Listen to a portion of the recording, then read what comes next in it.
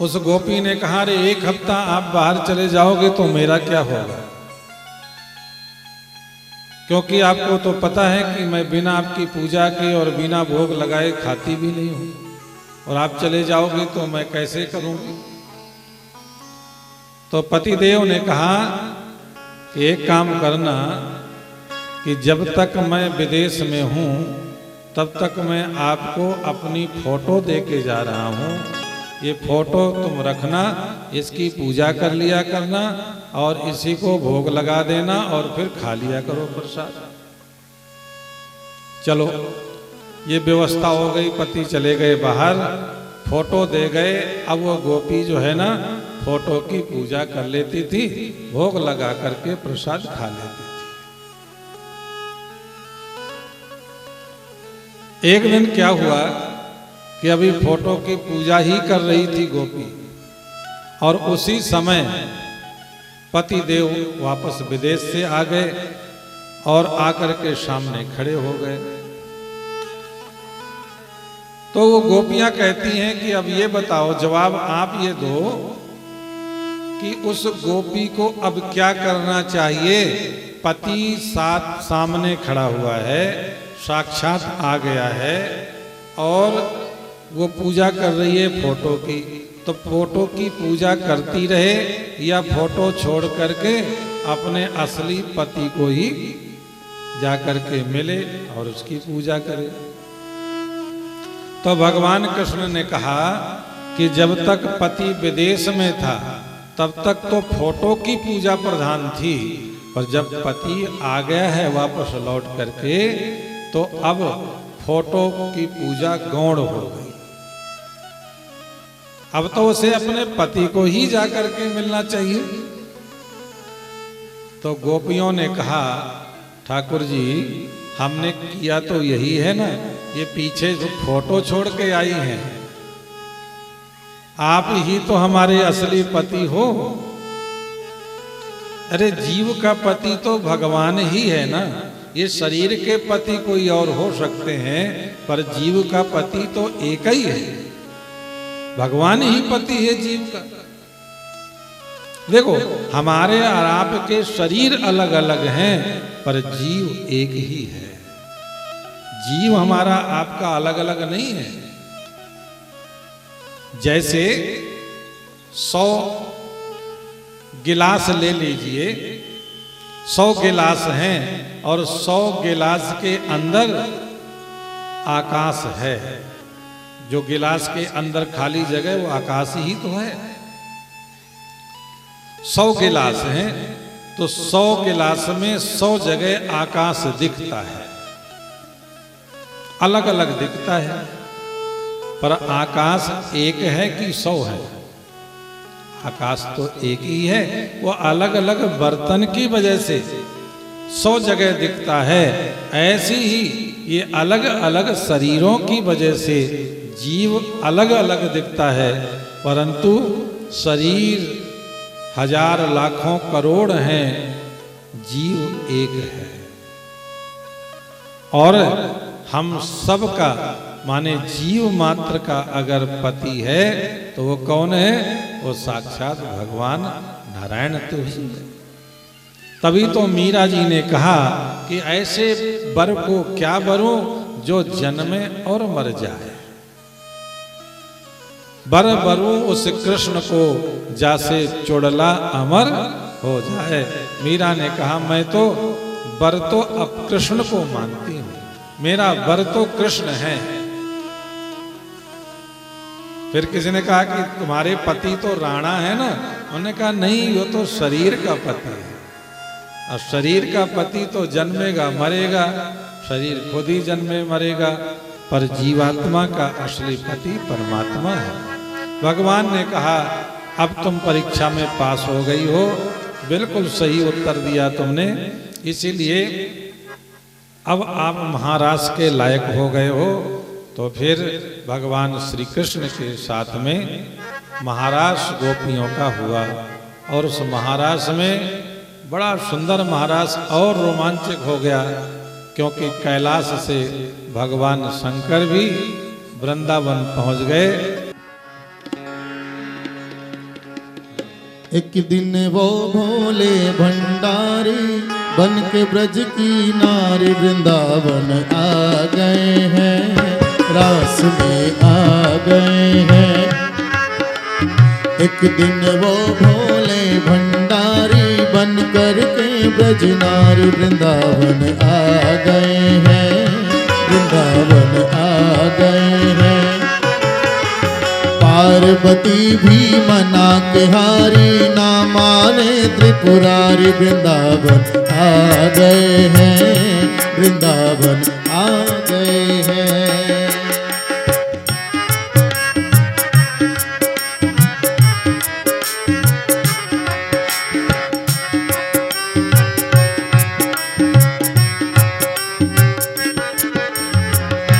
पार्वती से बोले मैं भी चलूंगा तेरे संग में, तेरे संग में। पार्वती से बोले मैं भी चलूंगा तेरे संग में, तेरे संग में। राधा संग श्याम नाचे मैं भी नाचूंगा तेरे संग में, तेरे संग में। रास रचेगा ब्रज में भारी, रास रचेगा ब्रज में भारी। हमें दिखाओ प्यारे वृंदावन आ गए हैं, वृंदावन आ गए हैं। एक दिन वो भोला भंडारी बन कर के ब्रज नारी वृंदावन आ गए।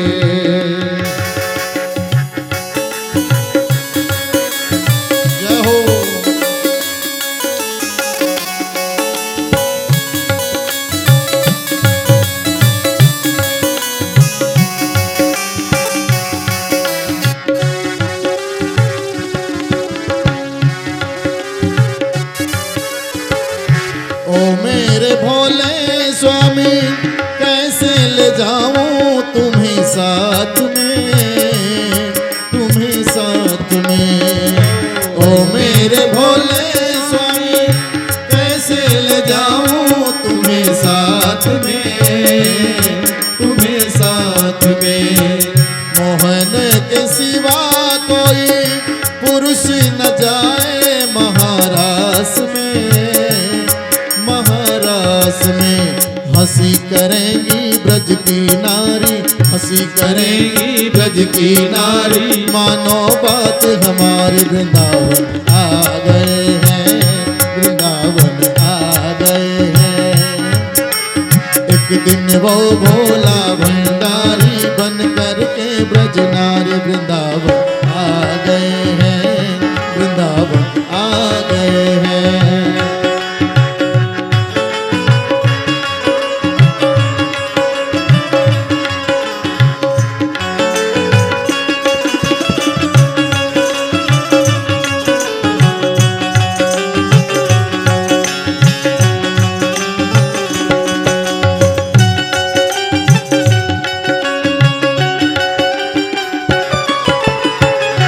ऐसा बना दो मुझे कोई न जाने इस राज को, इस राज को। ऐसा बना दो मुझे कोई न जाने इस राज को, इस राज को। मैं हूँ सहेली तेरी ऐसा बताना ब्रजराज को, ब्रजराज को। बना के जूड़ा पहन के साड़ी, बना के जूड़ा पहन के साड़ी। चाल चले मतवार वृंदावन आ गए हैं, रास में आ गए हैं। एक दिन वो भोला भंडारी बन कर के ब्रज नारी वृंदावन आ गए हैं, रास में आ गए हैं।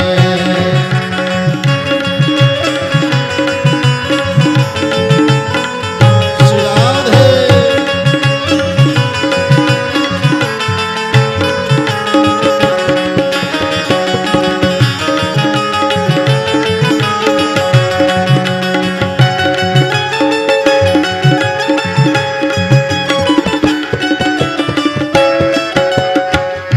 देखा जब मोहन ने समझ गए वो सारी बात रे, सारी बात रे।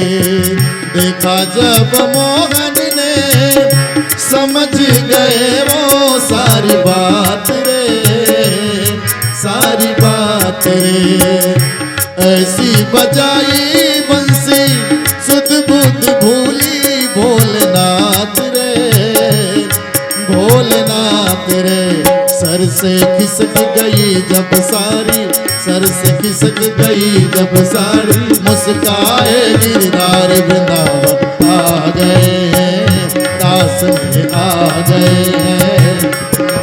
एक दिन वो भोला भंडारी बन के ब्रजनार वृंदावन आ गए हैं, रास में आ गए हैं, वृंदावन आ गए हैं, रास में आ गए।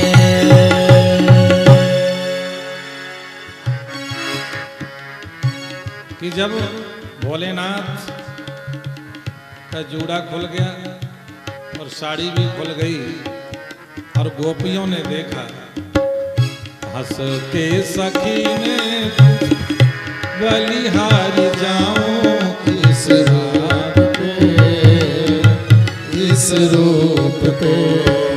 हंस के सखी ने कहा बलिहारी जाऊं इस रूप में, इस रूप में।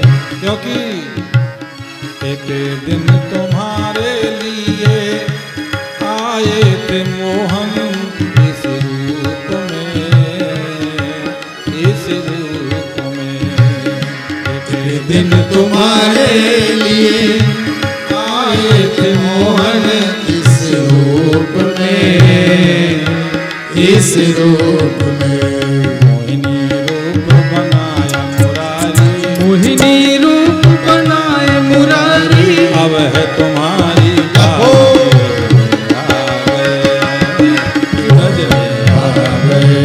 मोहिनी रूप बनाए मुरारी, अब है तुम्हारी बारी की ब्रज में आ गए, की ब्रज में आ गए।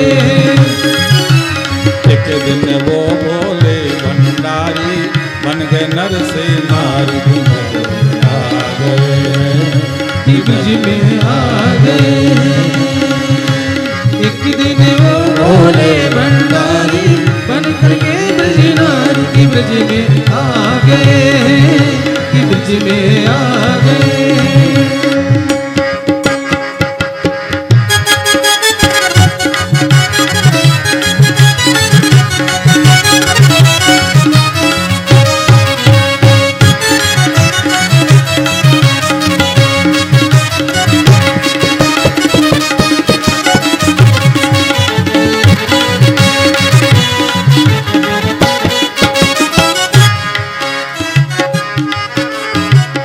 जब गोपियां रूप को देख देख करके हंस रही थी भोलेनाथ पे, तो भोलेनाथ ने भगवान कन्हैया ने भोलेनाथ को कहा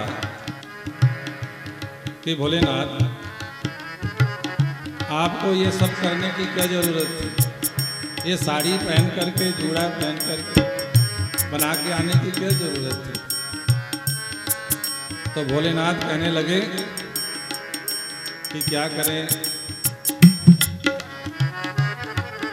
जब से हमने आपका नाम सुना और महाराज की बात सुनी, तब से जो है हे प्रभु आपके दर्शनों की बड़ी इच्छा थी। अब जब हमने कहा कि हम भी महाराज में जाएंगे, तो पार्वती जी ने कहा कि आपके महाराज में किसी पुरुष का प्रवेश नहीं है, सब गोपियां ही जाती हैं। तो हमने कहा भाई महाराज में तो जाना ही है, अगर पुरुष वे नहीं जा सकता तो गोपी तो जा सकती है, तो फिर हमें ये गोपी का वेश बनाना पड़ा। इसलिए प्रभु आपके दर्शनों की लालसा थी। तो कन्हैया क्या करें, ओ वृंदावन भी तेरा धाम है, तेरा धाम है। ओ मेरे भोले बाबा वृंदावन भी तेरा धाम है, तेरा धाम है। और सारा जग है शरण तुम्हारी, सारा जग है शरण तुम्हारी, सारा जग है शरण तुम्हारी, रखना लाज हमारी। कि ब्रज में आ गए हैं। सारा जग है शरण तुम्हारी, रखना लाज हमारी। कि ब्रज में आ गए हैं, ब्रज में आ गए।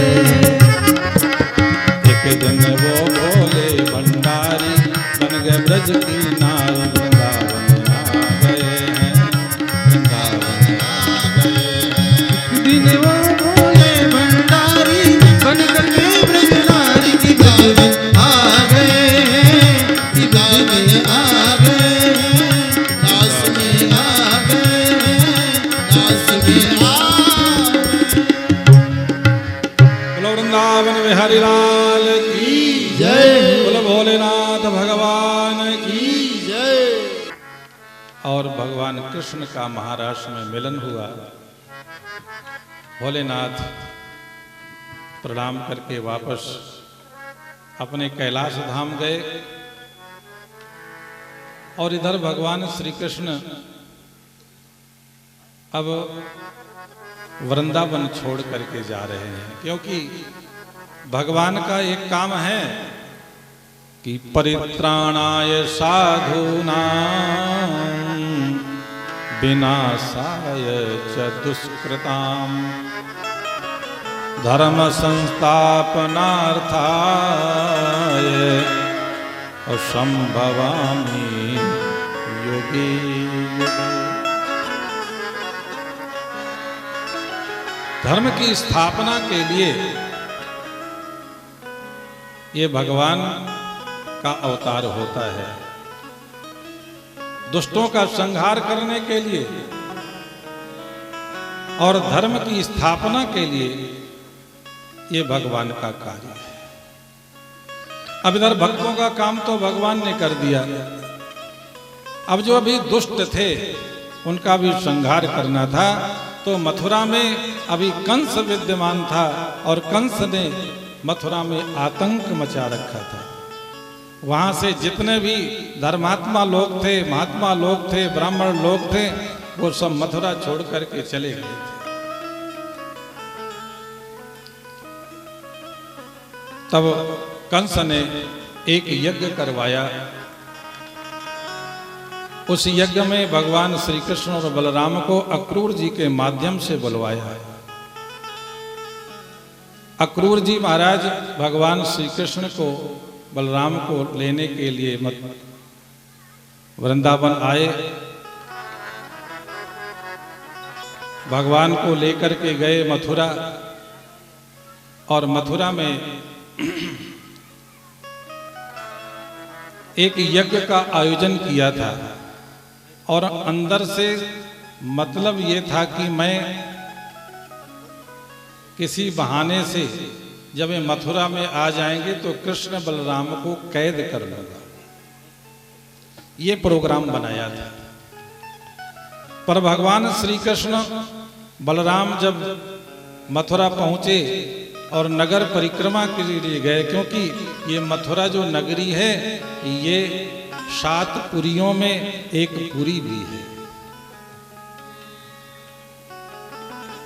हर भक्त को, हर मनुष्य को इन 7 पुरियों में जो है एक बार हर पुरी में दर्शन करने जाना चाहिए, क्योंकि ये पुरी का बड़ा महात्मा है। ये मोक्षदायिनी पुरी है। ये पुरी मोक्ष को देती हैं, मुक्ति को प्रदान करती हैं। इसलिए स्वयं भगवान कृष्ण और बलराम जी, बोलो वृंदावन बिहारी लाल की जय। तो इस तरह से जो है भगवान श्री कृष्ण बलराम जब मथुरा दर्शन के लिए गए तो सबसे पहले जो यज्ञ में धनुष रखा हुआ था, उस धनुष को भगवान ने स्पर्श किया, पकड़ा, और जैसे उसको खींचा वो टूट गया। कंस उसी समय से घबरा गया, क्योंकि उनके गुरुजी ने कहा था कि यज्ञ संपूर्ण होने से पहले इस धनुष को जो कोई तोड़ देगा वही तुम्हारा काल है। अब धनुष टूट गया, कृष्ण ने तोड़ दिया, और जैसी ये जानकारी हुई कंस राजा को कि वृंदावन से, गोकुल से कृष्ण ने आकर के धनुष को तोड़ दिया, बस उसी समय से कृष्ण भगवान काल दिखने लगे। अब इतना भयभीत हो गया वो कंस जो है कि पानी पिए तो काल के रूप में उन्हें कृष्ण दिखाई, रोटी खाने बैठे तो कृष्ण काल के रूप में दिखाई। दूसरे दिन यज्ञ थी, यज्ञशाला में दोनों भाई जाते हैं और यज्ञशाला के अंदर बैठे थे बड़े बड़े सब योद्धा मल्ल लोग। अब यहाँ कुश्ती होनी थी, सल्ल तोसठ मुष्टिक चारों बड़े बड़े पहलवान थे, उनके साथ युद्ध हुआ। भगवान कृष्ण और बलराम ने उनका वध कर दिया। इसके बाद में भगवान श्री कृष्ण ने कंस का वध करके मथुरा को भय से मुक्त कर दिया और अपने नाना उग्रसेन जी को जो जेल में पड़े थे उनको कैद से छुड़ा करके और उनको राज गद्दी दे दी। और जितने भी महात्मा लोग थे, धर्मात्मा लोग थे, जो मथुरा छोड़ करके कंस के भय से चले गए थे, उनको वापस सबको बुलाया और मथुरा में बसाया, धर्म की स्थापना की। भगवान श्री कृष्ण बलराम विद्या अध्ययन करने के लिए उज्जैन में संदीपन ऋषि के आश्रम में, गुरुकुल में विद्या अध्ययन करने के लिए जाते हैं। और हमने भी विचार किया कि अगले वर्ष से यहाँ गुरुकुल की परंपरा भी चालू करेंगे। जैसे ही हमारा मंदिर की स्थापना हो गई तो यहाँ गुरुकुल की व्यवस्था भी चलाएंगे, क्योंकि आश्रम में गुरुकुल जब होता है तो आश्रम की व्यवस्था श्रेष्ठ हो जाती है। तो अभी से आप लोगों को सूचना दी जा रही है कि जिनको अपने बच्चों को वेद पढ़वाना हो, रुद्री और वेद पाठ जो है, ये ब्राह्मणत्व कर्म जो बच्चे पढ़ते हैं, सीखते हैं। अगर आप लोगों को किसी को भी अपने बच्चे को ब्राह्मण बनाना हो, वेद पाठी बनाना हो, तो आप धीरे धीरे संपर्क करना शुरू कर दो, ताकि यहाँ बच्चों को आपके रखा जाएगा और उनको वेदाध्ययन कराया जाएगा। तो जिनके भी मन में बच्चों के ऐसे संस्कार करने हो तो पहले से आप संपर्क करें और अपने अपने बच्चों की जानकारी। बच्चे छोटे जो 5वीं क्लास से ऊपर के बच्चे हैं, जो 5वीं क्लास कर चुके हैं, उसके बाद फिर वो बच्चे पढ़ने के लायक हो जाते हैं। और अगले साल से जो यज्ञोपवीत हुआ करेगा संस्कार, जनेऊ संस्कार, तो हमारा मुख्य रूप से कोशिश ये होगी कि जनेऊ संस्कार जिन ब्राह्मण बच्चों का हो, वो बच्चे 10-11 साल की, 12 साल की उम्र से ज़्यादा ना हो। ये लोग 25 साल की उम्र में जनेऊ कराते हैं, इसका कोई महत्व नहीं रह जाता। संस्कार तो वही है जो समय पर किया जाए। इसीलिए जैसे संस्कार जिनको जनेऊ संस्कार कराना होगा, जो बच्चे छोटे हैं उनका कराना चाहिए, ताकि आगे करते करते संस्कार से प्रभावित होकर के आपके बच्चों का मार्ग सही हो जाता है, श्रेष्ठ। क्योंकि बचपन से भजन करेंगे, गायत्री मंत्र जपेंगे, गायत्री मंत्र के जपने से बुद्धि श्रेष्ठ बनती है, तभी वो विद्याध्ययन के लायक होते हैं। ठीक है ना? तो कोशिश करो भाई पहले सभी गांवों में जो है जो जनेऊ संस्कार होते थे वो छोटे बच्चों के ही होते थे, 10-12 साल के बच्चों के ही जो है ना जनेऊ होते थे। अब केवल पैसे के कारण से ही अब उनको देखो, जब छोटे बच्चों को जनेऊ जब पहनाया जाता है उनको लंगोटी पहनाई जाती है और वैसे ही जो है ना वो वस्त्र उनके होते हैं। जब वो ब्रह्मचारी होते हैं वो पहन करके वस्त्र पहनकर जब निकलते हैं उनको बटुक ब्रह्मचारी कहते हैं। उनके दर्शनों का एक अलग ही आनंद होता है। तो आप अपने संस्कारों की तरफ ध्यान दीजिए। जो ब्राह्मण परिवार के लोग हैं, जो क्षत्रिय परिवार के लोग हैं, जो वैश्य परिवार के लोग हैं, ये जनेऊ करते हैं शादियों में, उन सबको अपने बच्चों को पहले ही यज्ञ में, क्योंकि ये आप घरों में क्यों नहीं कराते, क्योंकि पैसा खर्च ज़्यादा होता है, ठीक है ना। और यज्ञों में पैसा लगता नहीं है, सामूहिक प्रोग्राम हो जाते हैं। अब जैसे इस बार 10, 12, 15 जनेऊ हुए और मात्र 1100 रुपया खर्चा पड़ा और पूरा जनेऊ हो गया। तो अब जब पैसा ही कम लगना है तो क्यों ना छोटी उम्र में बच्चे से जनेऊ कराओ, ताकि वो बच्चा जनेऊ पहन करके और गायत्री मंत्र का उपासक बने और उसकी आगे विद्या में रुचि पैदा हो, ठीक है ना। तो अगले जिनके भी जनेऊ संस्कार होने और बच्चे छोटे हैं वो कोशिश करें। 3 वर्णों के ज़्यादातर जनेऊ लोग पहनते हैं, क्षत्रिय लोग भी पहनते हैं, ब्राह्मण लोग भी पहनते हैं और वैश्य लोग, गुप्ता लोग भी पहनते हैं। तो अब तो खैर सबको भी अधिकार दे दिया, हमारे शांति कुंज वालों ने सबको पहना दिया। जो भी पहनना चाहे तो शूद्र को भी उन्होंने कहा आप भी पहन सकते हो। और हमारे सनातन धर्म में पहले स्त्रियों को नहीं पहनाते थे जनेऊ, क्योंकि ब्रह्मचारी जब होता है तब जनेऊ एक पहनता है और जब शादी हो जाती है तो वो पुरुष जो है ना पत्नी का जनेऊ भी पहनता है, इसलिए फिर डबल जनेऊ पुरुष पहनता है शादी के बाद। क्योंकि स्त्री अक्सर जो है ना अशुद्ध अवस्था में हो जाती हैं, इसीलिए उनका यज्ञोपवीत जो है ना जो जनेऊ है वो गंदा हो जाता है। तो बार बार उसको पहनना, बार बार उतारना, तो इसके लिए पति को जो है ना दे दिया गया। शादी के बाद में पुरुष जो है ना डबल जनेऊ, माने स्त्री का भी जनेऊ पुरुष ही पहनता है, इसलिए जोड़े में हो जाता है डबल जनेऊ। तो ये इनकी परम प्रक्रिया है और परंपरा है, ठीक है ना। तो यज्ञोपवीत संस्कार वहाँ करा करके और फिर हमारे प्रभु का वापस आगमन हुआ। मथुरा में भगवान वापस विद्याध्ययन करके आते हैं। इसके बाद में क्योंकि आगे का समय ऐसा है कि वो विवाह का भी कार्यक्रम है, तो भगवान जब मथुरा आए तो व्यवस्था संभाली तो वहां क्या देखा कि जरासंध ने अपनी सेना सजा करके और पूरे मथुरा पर हमला कर दिया।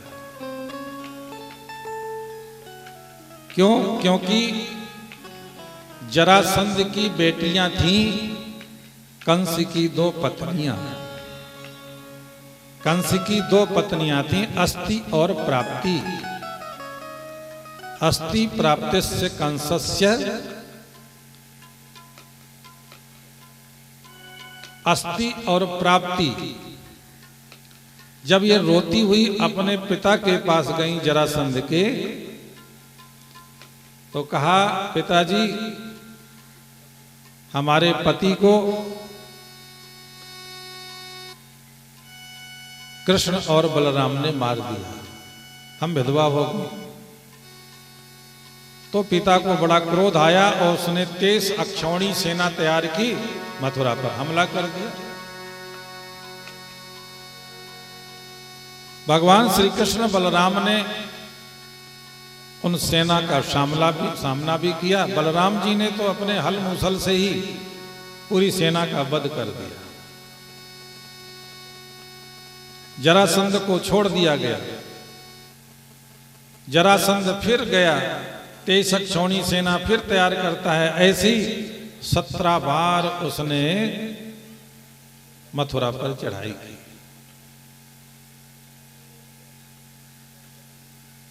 जब देखा कि अब मथुरा बिल्कुल क्षतिग्रस्त हो गई है, तब काल यवन को लेकर के आया। और जैसे ही जब काल यवन को साथ में लेके आया तो भगवान ने समस्त मथुरा वासियों को क्या किया? द्वारिका में ट्रांसफर कर दिया। सब रात में सो रहे थे सब मथुरा वासी, सब सोते ही सोते द्वारिका पहुंच गए और किसी को पता ही नहीं चला कि कब मथुरा से द्वारिका आ गए। सारी मथुरा को खाली कर दिया और द्वारिका में समुद्र के बीच में कुबेर के द्वारा सुंदर स्वर्ण से बनी हुई द्वारिकापुरी में प्रवेश किया। इधर भगवान कृष्ण कालीवन से लड़ते हुए गिरनार की गुफा में गए। मुचकुंद महाराज सो रहे थे, उनके ऊपर दुपट्टा डाल दिया। कृष्ण समझ करके काल यवन ने बड़ी जोर से लात मारी और उनकी नींद खुली। जैसे आंख से देखा, दृष्टि पड़ी तो काल यवन जलकर भस्म हो गया, क्योंकि देवताओं से उन्होंने ये आशीर्वाद लिया था, वरदान लिया था कि मुझे नींद से जो उठा दे, जगा दे, तो मेरी आंखों की रोशनी से जल करके वो भस्म हो जाए। तो जैसी ही दृष्टि डाली तो काल यवन भस्म हो गया और भगवान उस गुफा के माध्यम से सीधा द्वारिका में प्रवेश कर गए। बलराम जी महाराज बड़े भाई हैं, इसलिए रैवत राजा की पुत्री रेवती जी के साथ में बलराम जी का विवाह कराया गया। और एक दिन भगवान श्री कृष्ण बैठे थे, एक ब्राह्मण पत्र लेकर